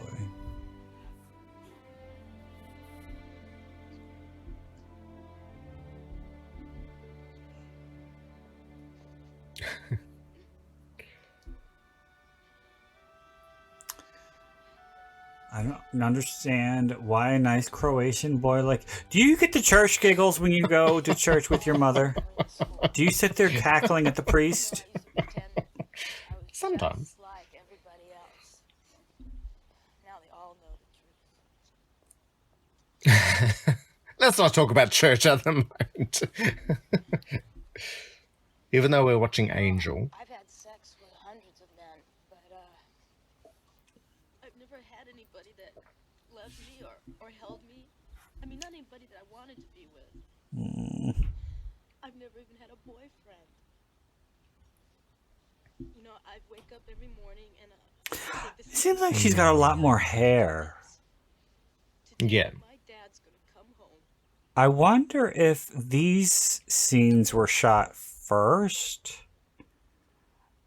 And yeah, but why would they cut back? And being it's only a 20-day shoot. 28. Right. I don't know, but it definitely seems like she's got a lot more hair. I mean, like when you look at those little tiny pigtails, how could all that hair? Cuts his ties with whatever we had. Time goes by and comes a point where I've never really I don't know how hair works on women. it's not because he doesn't love you. Then all I've done has been a waste, hasn't it? Nothing's a waste, kid. Nothing. I feel so ashamed. Because she doesn't have long hair. It's a lot. It's not long, but it's a lot. It's buffy, yeah. Easy, kid.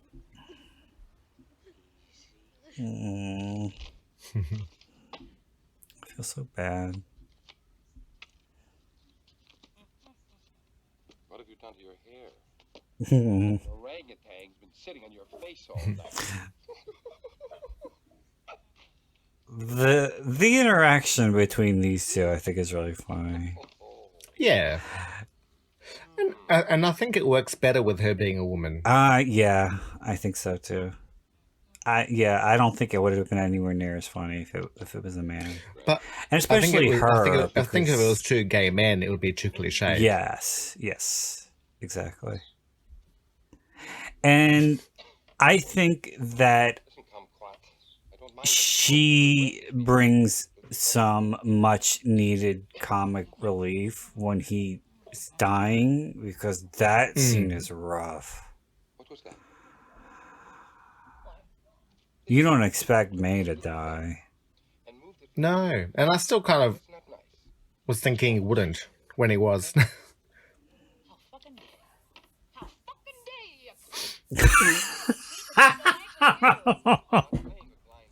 That's a line that I want to say so many times when people say something that pisses me off, but I have to check myself. When he accuses her of cheating, and she says, "I fucking dare you, you cunt."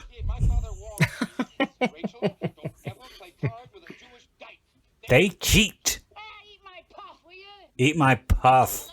Oh my god. She's so fucking crazy in the best possible way.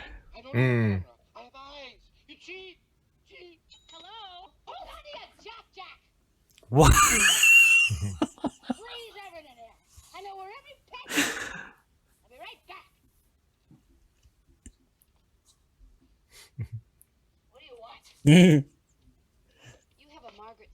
I think she has a great moment here too, the counselor. Yeah. But she gets her by the collar. Listen, fuckface. Well, it gives her another dimension. She don't see nobody. I understand, but would you ring her for me, please? I'd like to find that out for myself. Ring her? What do you think this is, a Biltmore? You gotta wait till Molly gets home from school. I don't gotta do anything. Now, I would really like to speak to Mrs. Stewart. She looks familiar too. I don't know if I know her from something. Yeah. That's sort of what I was thinking when I saw her. The woman cannot answer the goddamn door because she can't get out of her goddamn bed. Is that goddamn clear enough for you? With me. The key, then we won't have to inconvenience the woman now. Will we? You don't seem to understand, lady. I can't just give someone a key. I love how she's got eyebrows painted on, but her natural eyebrows are underneath. So she's got 4 eyebrows. You got so many violations in this flea trap that one phone call downtown will put your ass in court. So Better than the unibrow. That's true. pull your pants up. Do you get my drift? Now you give me the goddamn key.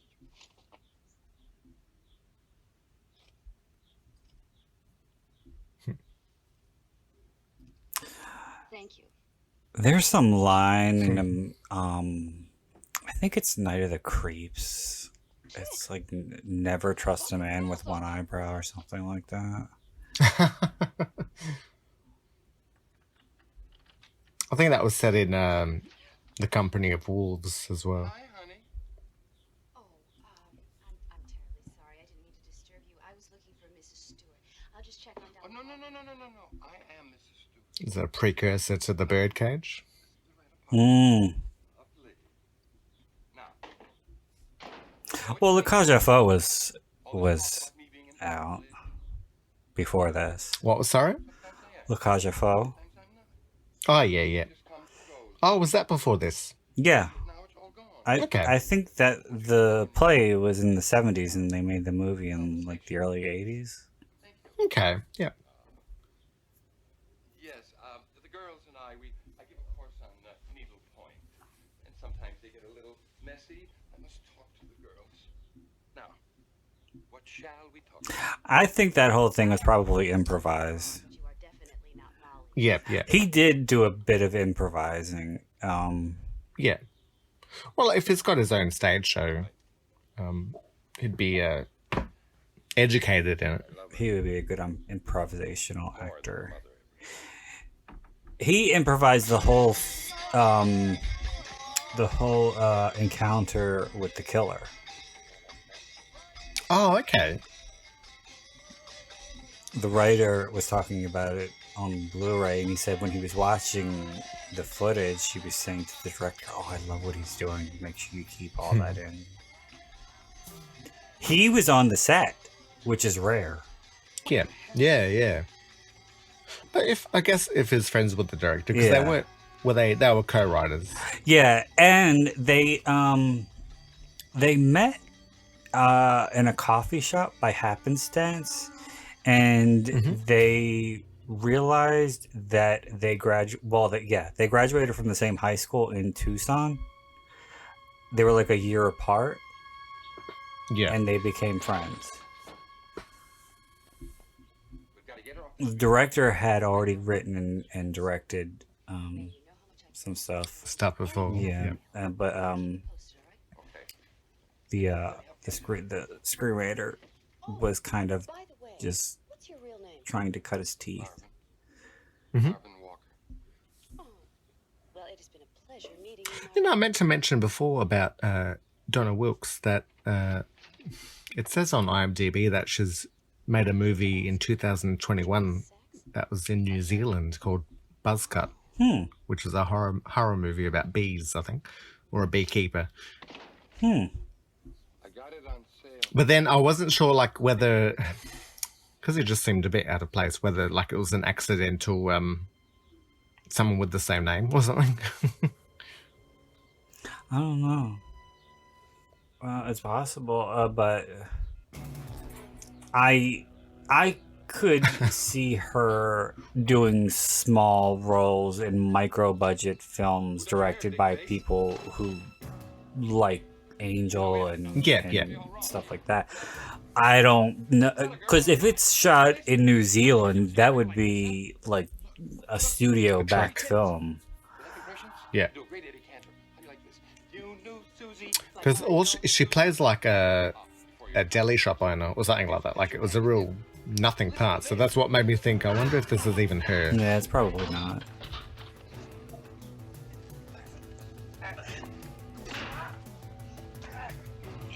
I always wondered if Stephen King liked this movie and named the Annie Wilkes character of Misery after her. No. It's possible.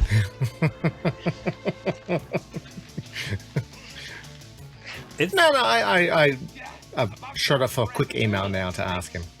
It's possible. I mean, like, he does watch a lot of horror and exploitation films. Yeah. He loves the Toolbox Murders. Oh, yep. I know he likes The Descent.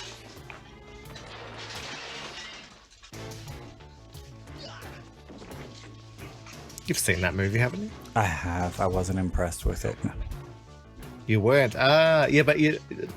Because I feel like I remember having a conversation where I was saying I like the Alien style movies as well, and you're like, no, I tend to like the body count slashes. Yes, I'm not really fond of anything supernatural.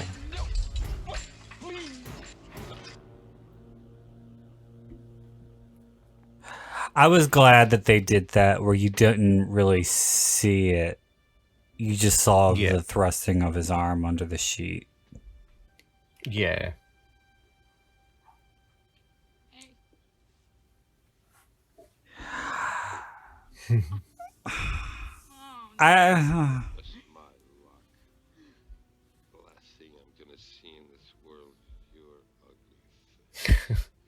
See, I thought with him saying he's dying, he could have survived it. You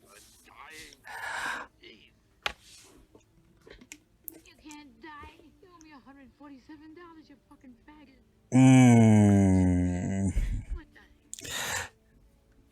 See, when she uses that word, it's distracting.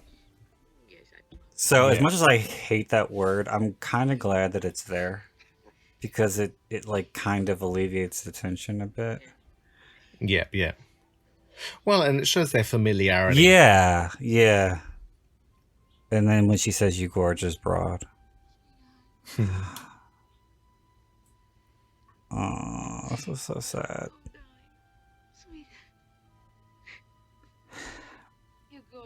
Now who's gonna do my hair?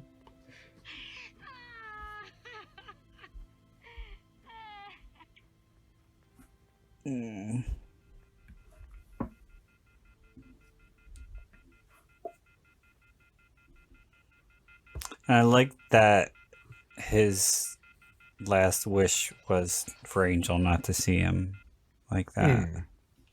And she made sure that she didn't.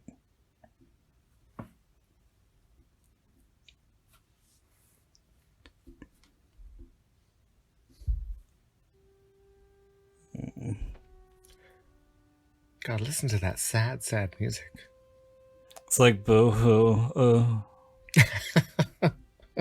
She can't shop. Like those sales girls in Beverly Hills wearing bigger horse than she is. You got me thinking of that movie earlier when you said they're both from Tucson.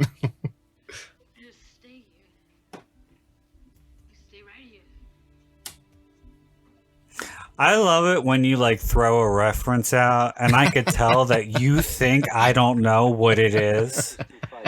And then I do. And I pick it up what I'm putting down. I'm picking that up. And I could tell you're always shocked.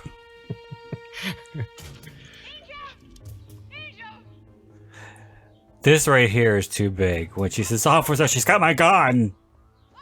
And she's got that ridiculous outfit on. Who? Who do you think? And they've all got ridiculous outfits on. And here's all the reaction shots to the gun.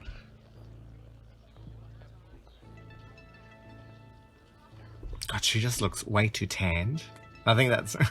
I just keep noticing how, like... Would you leave her alone?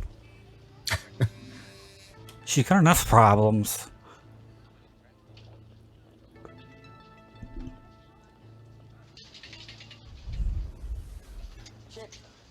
Angel, you seen her? Oh, no, I haven't. She's on the street, she's got a gun. Good Lord Almighty. All right, you take that side, I'll go this way. All right.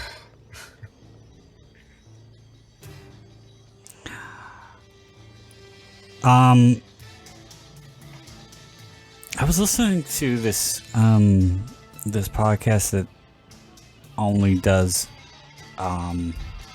exploitation reviews for exploitation movies, but it's like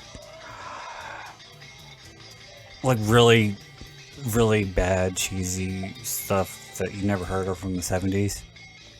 Yeah. And I don't remember what the movie was, but they were talking about how it was so low budget that they couldn't get permits to shoot on the street in Las Vegas, and it was like so just like guerrilla filmmaking that they were like driving by with the camera hanging out the back of a van, and first people, you could see it in the movie apparently, but first people, it's a drive-by shooting. No, this was like the 70s, so that wasn't a problem. Yeah. But first people were trying to like cover their faces, but then other people, realized that they were being filmed and started acting like assholes and like jumping up and down and waving. It's like, hey. Like those newscasters when they got people in the background. Yeah. Hi, Bob. That's a thing with here with Howard Stern. You get Baba Booey on the air. Baba Booey. Yeah. That's what what's Baba Booey? That's what Howard calls Gary Delabate, his producer. And it came from it was like in the early 90s. They were on air and Gary had just gotten back from like a comic book store or something, and he had gotten all these, I think it was a comic book, and he had gotten like either lithographs or what are those things called for animation, where it's like fuck. The cell? A cell, yes. Yeah. I think he had gotten some cells, and he was going through all the characters, and one of them was Baba Louie, but he called him Baba Booey, and Howard kept saying, "What's the name again?" And he kept saying Baba Booey. So yeah, and that was 30 years ago, and he's still saying it. They're still running with it. Yeah. And like in it's especially prominent in golf tournaments because it's so quiet. But there will be somebody in the background inevitably going, "Baba Booey, Baba Booey." God.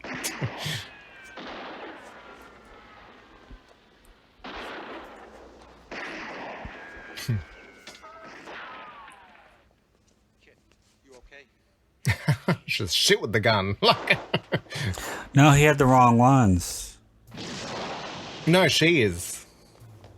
Oh, that gun, like, she's barely able to stand when because that kickback is so fucking strong, you can tell. So she must have really been firing blanks. Yeah.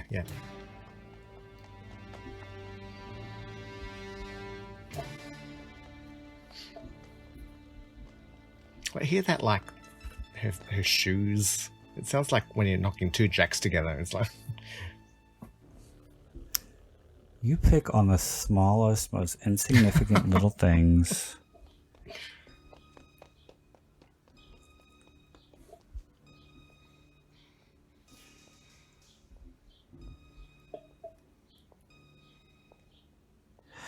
The third one is particularly bad because,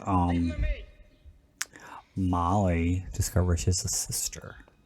And her sister has been sold into white slavery. Oh.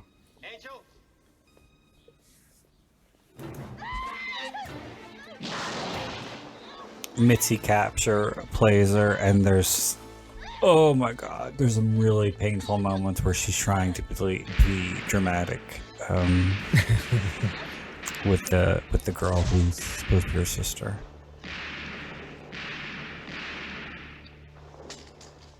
And they did away with the side-by-side poster art.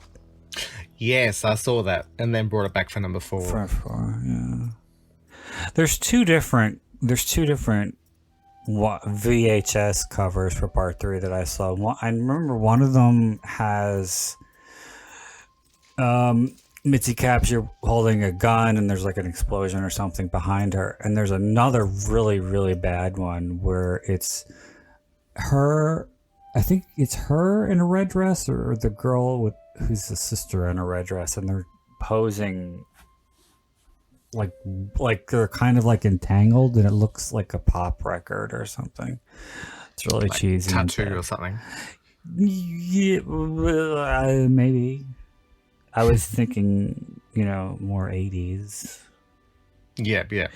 Well, that was Russia in the 90s, so that's 80s. You hear his only line in the movie?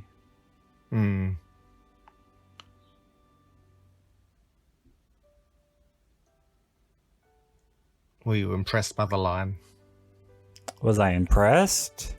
Well, it's a nothing line. Like, it doesn't really give much.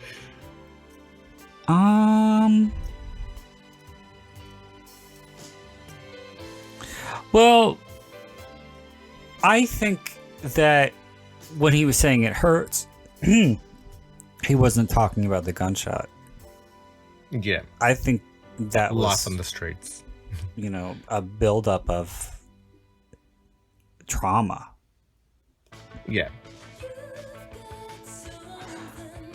Oh, doing a shout out to REM. This song is so bad. It's so cheesy, and it doesn't go with the movie.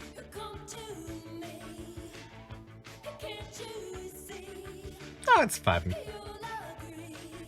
Oh. Yeah, the lines don't really.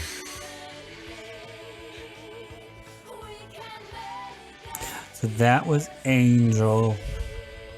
Yes, that was enjoyable all over again. What, did you just watch it a half hour ago? No, I watched it the other day.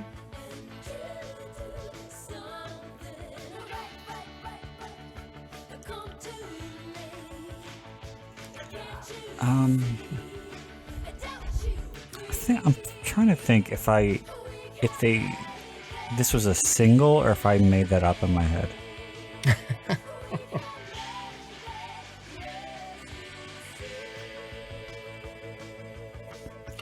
It isn't Blondie though, is it? No.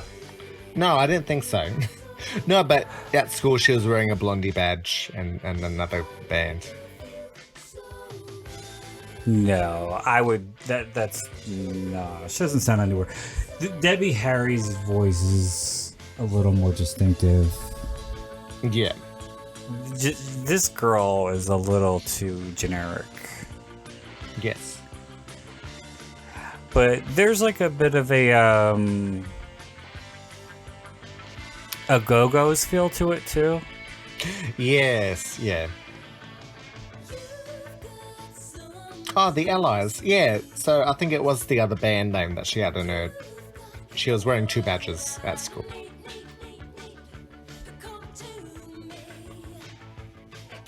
Well, so I guess they were a real band? I don't know. Yeah. Were they?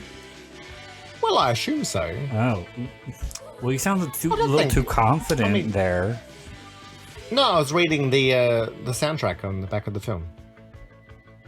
It was made in 1983. This was a really big hit for New World. Oh, okay. No. It was a hit in the VHS market. No, theatrically. Oh, yeah, I it did well. was reading that it didn't do that well, but a lot better on video. That's what sort of brought about the sequels. Well, no, because Avenging Angel came out a year later. Okay. So no, I think it did do well theatrically, and especially especially for a movie that the budget was like $1 million. It might have even been less than Yeah. that. Did they get permits for the sequels to do filming on the streets? Probably not. Well, maybe they did because it was an 8-week shoot, so they probably have more money. Yeah. Because they were paying the actresses. They were actually less, right? paying. Yeah, that's true. Betsy Russell was just anxious to get whatever. Yes. I thought it was so weird when she turned up in the Saw movies. Or was she in? I don't know if she was in more than one of them, but she was like a detective. Okay. And I was like, okay, that's really Molly from Avenging Angel and the lead girl from Cheerleader Camp, and she's in Saw. This is odd. And the guy who played the boyfriend in Prom Night 2 is in, I think, one of them, and he plays a detective as well. Okay. So they were dipping into the 80s horror. Yes. Wasn't there like a French porn actor in one of them as well? Or a porn actor? In Saw? Yeah. Like maybe Saw 2 or 3. Oh no. Oh, okay. Would you like me to look up to see? And what am I supposed to do? A dirty monkey dance for the audience while you are researching these things? You can be a cheeky monkey. Yeah. Okay.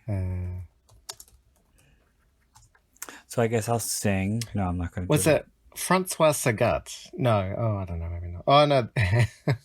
I'm not going to log into it. It was something that I heard, but I can't be bothered to yay or nay. Well, I couldn't even tell you. There was a hardcore parody of Saw. Oh, I'm sure there was. Was it called Saw XXX Porn Parody, or was it called something else? Saw, a hardcore parody. Oh. And who was in that? It's got Ron Jeremy. Ugh. Sarin DeMar. James Bartholet. It's Tommy Pistol. Bartolet. And David Lord. Tommy Pistol is in a lot of those porn parodies. Yeah. You ever seen the cover of the porn parody of The Karate Kid? The Bukkake Kid? No. Yeah, but he's on the cover and he looks really, really cute. Oh, okay. I haven't seen any porn parodies. I think the only thing that came close is I was at a 21st birthday party where they put on some porn movies. I do not know why. And it was one with, I think, Jenna Jameson, and she was in some courtroom scene and did it with the bailiff. Anyway. I tried to watch the Breakfast Club porn parody, but it was so gross. Yeah. And the guys had like wigs on and shit to look 80s, and they're really bad. Yeah. What would you make a porn parody of? I don't know, but there is I remember there was a porn parody of Romeo and Michelle's high school reunion. Really? God.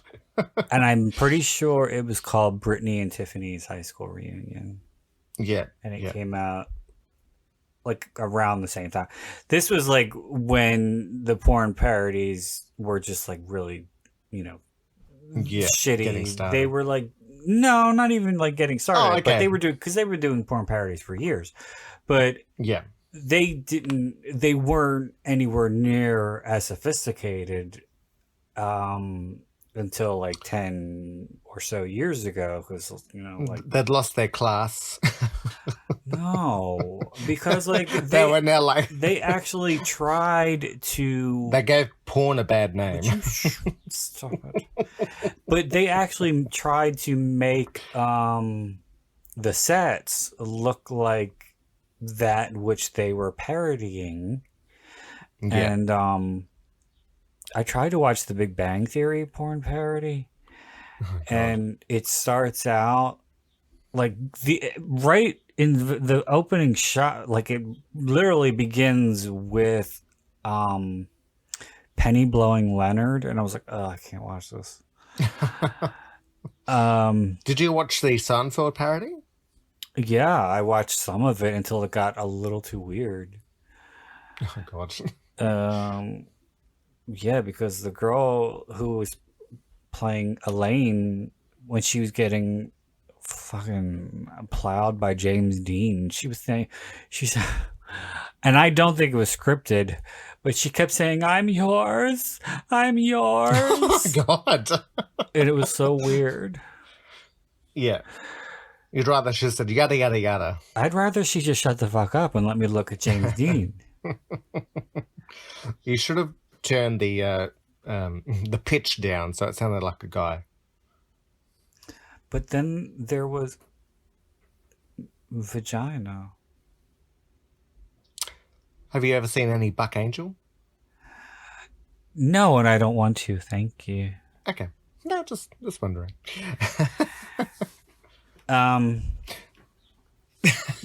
We did another movie where we finished up talking about like porn and vibrators. We did. That was The Crush. Oh, that's right. Yeah. So I was saying all she needed was a vibrator simulation. Yeah. Yeah. And then it got all technical, and I was talking like I was a doctor and shit. Dr. Ruth. Dr. Love. Dr. Love. No, I just wanted to see. Well, I wanted to see how close the set was to Seinfeld because, it's my favorite sitcom, and James Dean naked bonus. They were trying to. I know a lot of gay porn companies for years were trying to get him to do stuff, but he kept turning it down. Even solos, he wouldn't do. Oh, okay. Or maybe he wants too much money because he's up there pretty high ranking in porn. Yeah. So does he spell his name differently than the other James? Deen. Oh, okay. And you know what's weird? His real name is Brian Sevilla. Okay. Bryan, and there is I don't even know if he's a star. I only seen him in a few videos, but there's a gay porn performer named Brian Davila with a Brian with a Y. Yeah. And there are no accidents. Okay. Okay. So we should put a lid on this one. Do you have any final thoughts about Angel? Mm-hmm. If you can't love yourself, how in the hell are you going to love somebody else? Can I get an amen? Mm-hmm.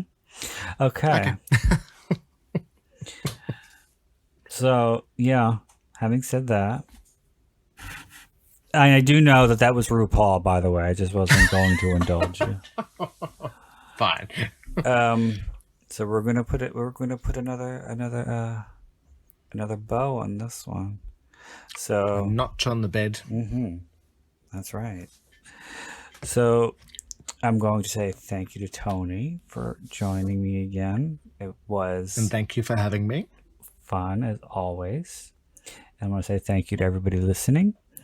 And until next time, this is Brandon Ford wishing you all unpleasant dreams.